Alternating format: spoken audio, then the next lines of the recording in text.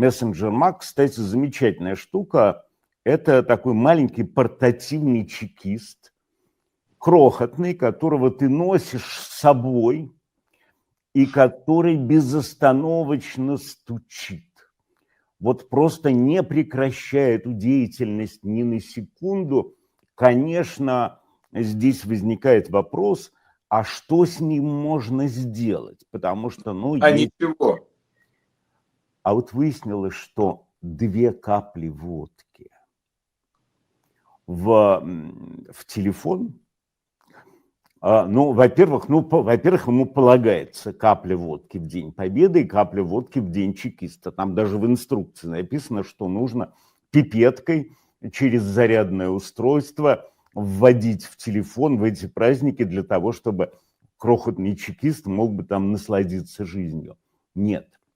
Существует масса других великолепных способов доведения маленького чекиста, который засел в вашем телефоне благодаря программе Макс, до истерики, шизофрении, попыток разломать изнутри стекло, хаотичного нажатия кнопок. Нет, во-первых, обыкновенный Bluetooth, да?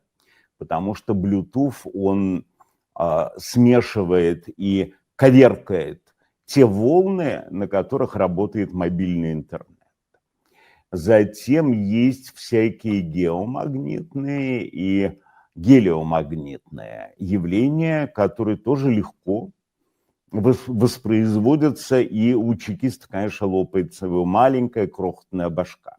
Но эта сука все равно продолжает все время вас фотографировать, где бы вы ни были, на горшке, роетесь ли вы в помойке, воруете ли вы у государства или у ближнего своего какую-нибудь полезную для вас вещь. Он все равно безостановочно стучит, и поэтому, конечно, крохотного чекиста надо будет каким-то образом гражданам России выводить из оборотов. Но вот пока самый удачный способ – это водка.